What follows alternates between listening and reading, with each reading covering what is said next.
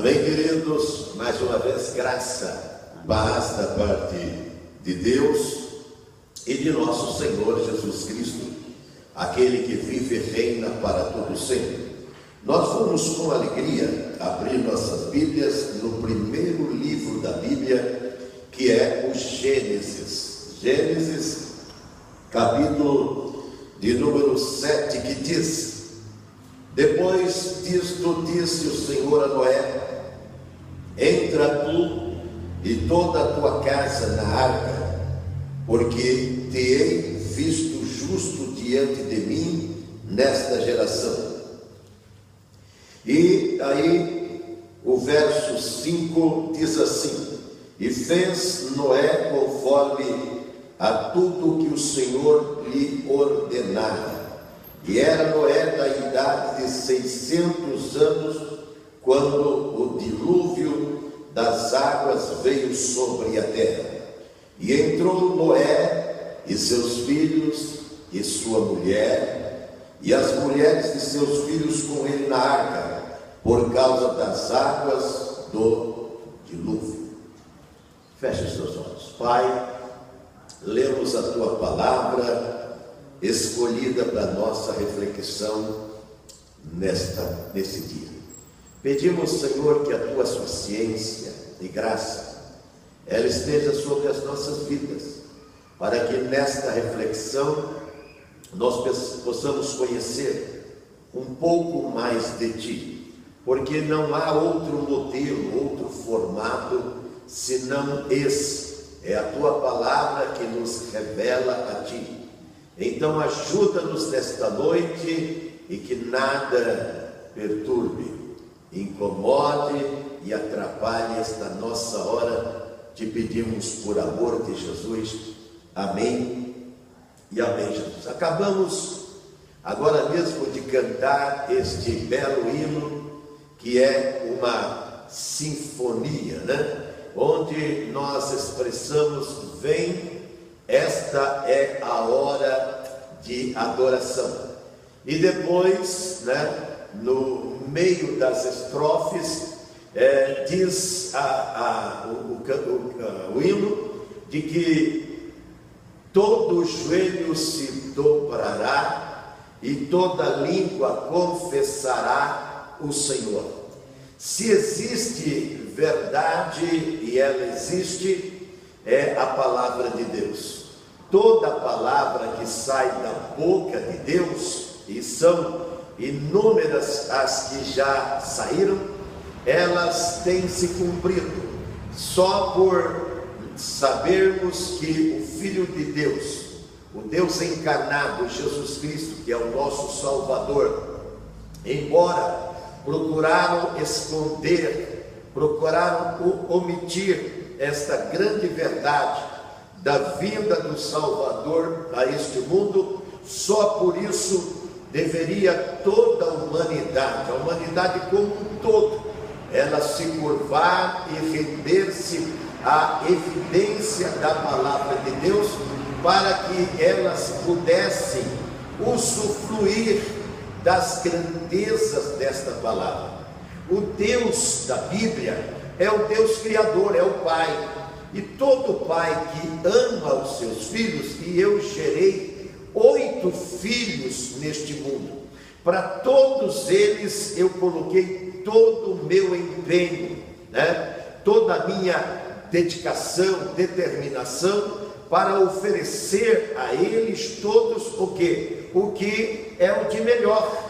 E evidentemente eu, como você que me ouve, está cheio de limitações. Só que a minha Bíblia diz que para esse Deus, que é o Deus Criador, não há impossível. Você percebeu os benefícios, as benesses de ouvir a palavra de Deus?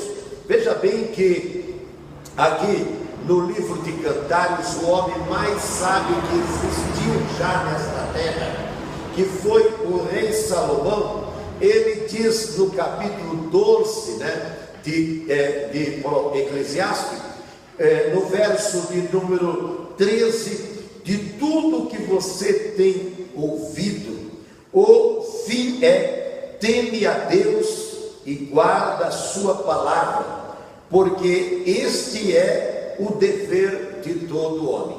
Nós acabamos de ler agora algo que, né, até de ler, até de pensar, é um quadro horrível, é um quadro deprimente. Por isso que Amós, lá no capítulo de número 8 do seu livro, ele diz: por que você quer o dia do Senhor? O que nós acabamos de ler aqui no Gênesis é chamado de dia do Senhor. Quer dizer, o dia que o Senhor, ele vai tomar partido para o quê? Para tirar todas as sangrias das mentiras, que é o que? O postar, o defrontar, o confrontar com a sua palavra. A geração pré-diluviana, ela confrontou a palavra de Deus. E este homem aqui, o Noé, ele é o pregador, ele sintetiza, ele simboliza.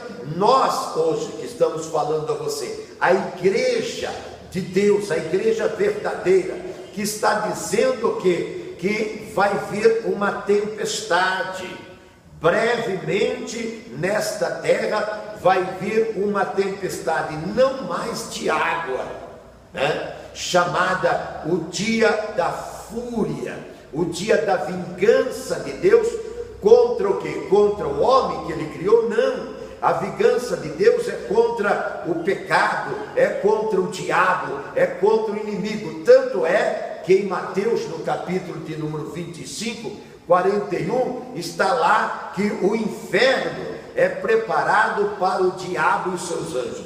Presta bem, o dilúvio não foi feito para sucumbir à geração pré-diluviana, não.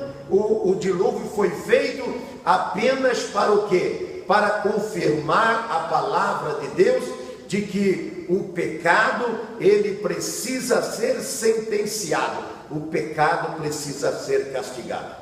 E por que, você me pergunta, que precisa acontecer o que acabamos de dizer, a sentença do pecado? Porque o pecado sentenciou o próprio Filho, e o único Filho de Deus. Veja bem, eu e você, nós somos criaturas, nós fomos feitos.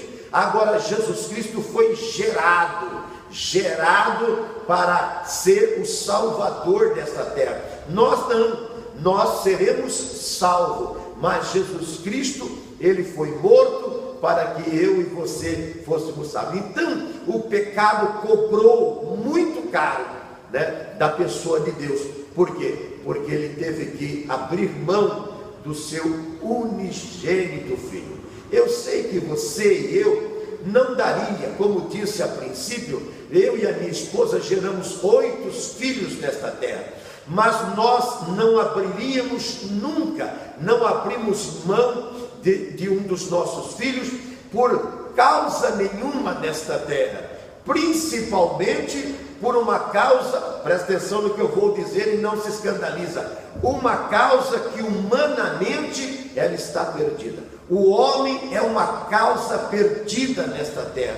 Você não vê as nações como estão aí, se degradando, se confrontando, se defrontando, todas elas com suas verdades.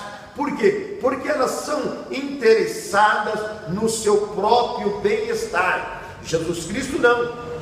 Jesus Cristo, quando veio a esta terra, sabe o que ele diz lá em Mateus, no capítulo 7? Ele diz assim: o que o homem quer que você faça a ele diz, você deve fazer. Você percebeu como é diferente? Foi o que Jesus fez, né? O homem precisava ser salvo e Jesus o salvou. Jesus o fez, mas o homem merece, assim como, né, o seu inimigo merece que você seja atencioso, seja um gentleman, seja um cavalheiro, seja o benfeitor da vida dela? Você sabe que não. Mas se você tiver a natureza divina, é o que o Noé tinha. Por isso que ele entrou na arca. Por isso que ele, como diz lá no Atos capítulo de número 16, 31, ele não só foi salvo. Em Atos 16:31 está escrito: creia no Senhor Jesus Cristo. É isso que nós estamos apresentando para você nesta hora. E será salvo tu e a tua casa.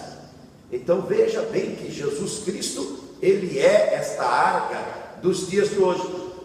E o Senhor deu, como ele está dando durante esses 2 milhares de anos.